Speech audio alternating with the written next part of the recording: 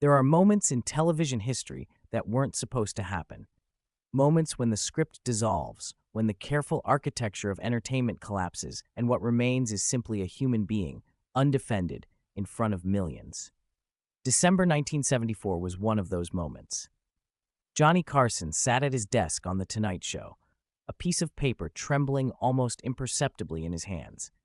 The audience didn't know yet.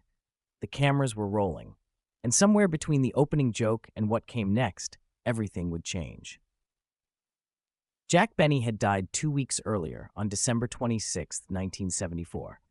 He was 80 years old. For those who knew television, who understood the language of American comedy, this wasn't just the death of a performer. It was the end of an era, the closing of a chapter that had defined what it meant to be funny, to be graceful, to be beloved. And Johnny Carson, the man who never showed his cards, who controlled every moment of every broadcast with the precision of a watchmaker, was about to face something he couldn't control. The studio that night felt different. Crew members moved quietly. There was a heaviness in the air, the kind that settles when everyone knows what's coming, but no one wants to acknowledge it. Carson had insisted on doing the tribute himself. No writers, no prepared remarks beyond a few notes, just him, talking about Jack. His producers had hesitated. They knew Carson. They knew how he compartmentalized, how he kept his emotions locked away in places even he rarely visited. But they also knew that Jack Benny wasn't just anyone. Jack was the reason Johnny did what he did, the template, the North Star. Carson had started watching Jack Benny on radio and then television when he was young, growing up in Nebraska. He studied Benny the way a pianist studies Bach, the timing, the pauses, the way Jack could get a laugh from absolute silence, from a look, from the space between words. Benny taught Carson that comedy wasn't about being the funniest person in the room. It was about being the most honest, the most human. And now that teacher was gone. The show opened normally. Ed McMahon did the introduction. The audience applauded. Carson came out, smiling, waving, taking his position behind the desk with the practiced ease of someone who had done this thousands of times. He made a few jokes. Light. Nothing heavy. The audience laughed in all the right places. Everything seemed fine. But those who knew him, who had worked with him for years, could see it. Something in his eyes, a distance, a preparation for something difficult. Then he shifted. The smile faded, not dramatically, but gradually, like daylight leaving a room. He reached for a piece of paper on his desk. The audience quieted. They sensed the change. Carson looked down at the paper, then up at the camera. When he spoke, his voice was steady, but there was something underneath it, something raw. He began talking about Jack Benny, about the first time he met him, about what Jack had meant to him, not just as a comedian, but as a man. The words came slowly, carefully chosen. Carson wasn't reading from the paper. He was holding it, but his eyes were mostly on the middle distance, on some point beyond the cameras where memory lives. He talked about Jack's kindness, his generosity, the way he treated everyone, from the biggest stars to the crew members, with the same gentle dignity. The audience was completely silent now. This wasn't entertainment. This was something else, something they rarely got to see. Johnny Carson, unguarded, the man who spent his entire career behind a persona, a character, was letting them see through the cracks. He told a story about calling Jack for advice early in his career when he was nervous about taking over The Tonight Show. Jack had told him something simple, something that sounded almost too simple to matter, but it had stayed with Carson for over a decade.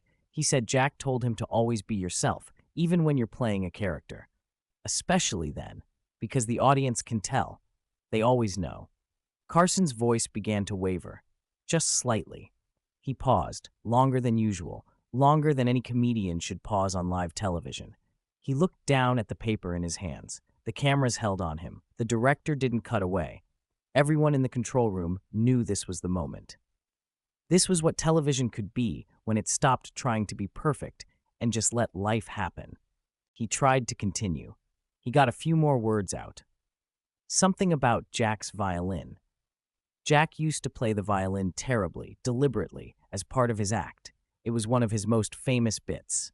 The audience would groan and laugh, and Jack would look at them with that perfect deadpan expression, as if he genuinely couldn't understand why they weren't appreciating his virtuoso performance. Carson was trying to make people laugh, trying to find the light in the darkness the way he always did. But the words caught in his throat. His face changed. Not dramatically. Johnny Carson didn't do dramatic. But everyone watching saw it. The slight tightening around his eyes. The way his jaw set. The brief moment where he looked down, not at the paper, but just down, as if gathering himself from some deep place. When he looked back up, his eyes were wet. The studio froze. The audience didn't know whether to respond. This was Johnny Carson. The man who was never rattled. The man who could handle anything. Drunk guests, awkward silences, technical failures, political figures, Hollywood legends. He managed it all with a quick joke, a raised eyebrow, a perfectly timed pause. But this was different. This was grief, and grief doesn't care about timing. He tried again. His voice was quieter now, more fragile. He said something about how the world was less funny without Jack in it, how some people just make everything around them better, lighter, more bearable, and when they're gone you feel the weight of their absence everywhere, in every show, in every joke, in every silence. Then he stopped, completely. He put the paper down on the desk. He looked at it for a moment, as if deciding something. The cameras stayed on him. Seconds passed. 5 seconds, 10. An eternity in television time. The audience was absolutely still. No one coughed. No one shifted in their seats. They were witnessing something they instinctively understood was rare and real. Ed McMahon, sitting off to the side, was watching Johnny with an expression of deep concern. Ed had been with Johnny for years. He knew every mood, every signal. He was waiting for the cue to jump in, to make a joke, to ease the tension the way they always did. But the cue never came. Johnny wasn't looking at him. Johnny was somewhere else entirely. Carson's hand went to his face, just briefly, a quick movement, as if brushing something away. But everyone saw it. The controlled exterior was cracking. Not breaking, but cracking. He took a breath, a long one.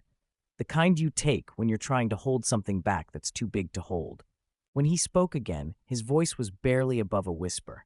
The microphone caught it, but just barely. He said he was sorry. He didn't specify for what. Sorry for breaking down. Sorry for not being able to continue. Sorry that Jack was gone. All of it, maybe. The apology hung in the air. Then something unexpected happened. The audience began to applaud. Not the usual applause, not the excited, energetic clapping of entertainment. This was different, softer, sustained. It was support. It was permission. It was an entire room of people telling Johnny Carson that it was okay, that he didn't have to be perfect, that they understood. The applause seemed to ground him. He nodded, just slightly. Took another breath. He picked up the paper again, looked at it, then set it back down. He wasn't going to finish reading it. Instead, he looked directly into the camera and said something simple. He said that Jack Benny was the best of them, that there would never be another like him, and that anyone who ever tried to make people laugh owed Jack a debt they could never repay.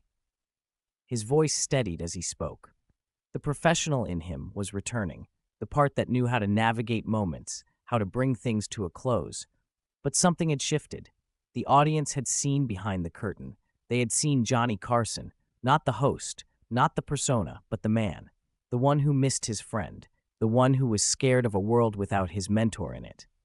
He transitioned then, somewhat awkwardly, to a commercial break. The red light on the camera went off. The studio lights stayed bright, but the broadcast had paused. In that moment, off camera, those who were there say Carson sat very still.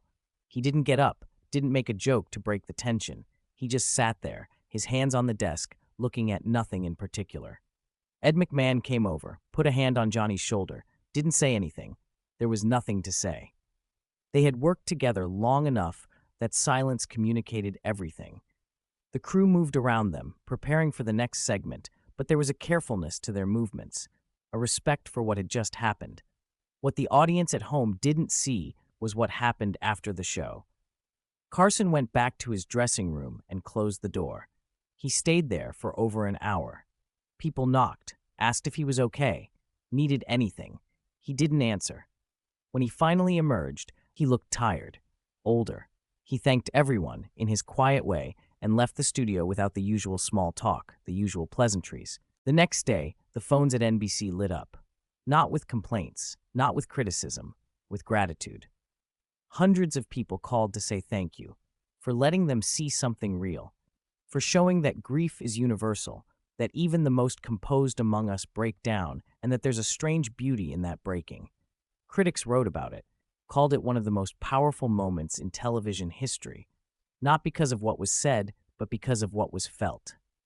Because Johnny Carson, the man who built a career on control, on precision, on never letting them see you sweat, had let them see him hurt.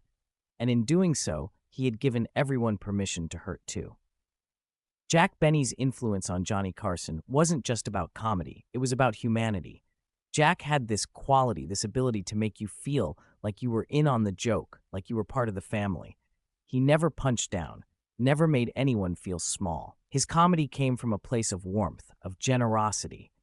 And Johnny had absorbed that. He tried to carry it forward, to honor it in everything he did. But that night, in December 1974, Carson learned something else from Jack. Something that Jack never had to teach him directly. He learned that vulnerability isn't weakness, that showing people your heart, your real heart, doesn't diminish you. It connects you. It makes you human in a way that all the jokes and all the perfect timing never could. The tribute to Jack Benny became a defining moment in Carson's career, but not in the way anyone expected. It wasn't a great joke. It wasn't a viral moment. It was a man, grieving, trying to honor someone he loved and failing to keep it together. And somehow, that failure was the most successful thing he ever did. In the weeks that followed, Carson didn't talk about it much. He went back to work, did his monologues, interviewed guests, made people laugh. But something had changed. People who watched closely said he seemed different, a little more present, a little less hidden, as if that moment of breaking had opened something in him that couldn't be fully closed again. Years later, when Carson himself retired, when he did his final show in 1992, he would have another moment of vulnerability, another crack in the armor. But it wouldn't surprise anyone, because they had seen it before. They knew that underneath the cool exterior, underneath the perfect timing and the practiced smile, was a man who felt things deeply, who loved his friends, who grieved his losses, who was, in the end, just like all of us. Jack Benny's death marked a generational shift in American comedy. The old guard was fading. Benny, Burns, Hope, they were the titans, the ones who had built the language of American humor. And now the torch was being passed, whether anyone was ready or not. Johnny Carson was the inheritor, the one who would carry that tradition forward, but in his own way, for his own time. But on that night in December, none of that mattered. The history, the legacy, the expectations, they all fell away. What remained was simple and profound. A student mourning his teacher, a friend missing his friend, a man confronted with the reality that the people we love don't stay forever, and when they leave, they take something irreplaceable with them. The room froze that night because everyone understood, on some level, what they were seeing. They were seeing the cost of caring, the price of admiration, the weight of loss. And they were seeing it on the face of someone who rarely showed them anything real. It was a gift, though Carson never intended it as one. It was just what happened when grief overwhelmed discipline, when the human broke through the performer. Television, at its best, captures these moments. Not the scripted ones, not the planned emotional beats, but the accidents. The moments when life intrudes on the broadcast, when reality refuses to follow the rundown. That's when television becomes more than entertainment. It becomes a mirror, a shared experience, a reminder that we're all navigating the same fundamental truths, even if we're doing it in front of cameras or in the privacy of our own homes. Johnny Carson never watched that episode again. People asked him about it over the years, in interviews, in private conversations. He would acknowledge it, say something brief, then change the subject. It was too raw, maybe. Too close to the parts of himself he worked so hard to protect. Or maybe it was just that some moments don't need to be revisited. They exist, they happened, and that's enough. But for those who saw it, who watched Johnny Carson collapse under the weight of grief for Jack Benny, it became a touchstone, a reference point for what television could be when it stopped trying so hard, when it just let a moment breathe. When it trusted the audience to understand that sometimes the most powerful thing you can show them is nothing more than the truth. The studio went silent that night. The room froze. And in that silence, in that frozen moment, something passed between Johnny Carson and millions of viewers. An understanding, an acknowledgement, that beneath all the noise, all the laughter, all the performance, we're all just trying to make sense of a world that takes from us the people we can't afford to lose. And sometimes, the only honest response is to stop pretending we're okay, to let the mask slip, to show the world that we're breaking, and to trust that they'll understand. Johnny Carson collapsed that night, not physically, but emotionally, and in doing so, he gave everyone watching permission to collapse too, to grieve, to feel, to be human. It was the most generous gift he ever gave his audience, and he gave it without meaning to, without wanting to, without any choice in the matter. Because that's how grief works.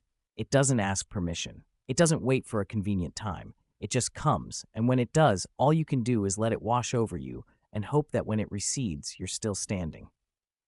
The room froze, and in that frozen moment, Johnny Carson became more than America's favorite host. He became a reminder that we're all vulnerable, all fragile, all holding ourselves together with varying degrees of success. And that's okay. That's not just okay. That's everything.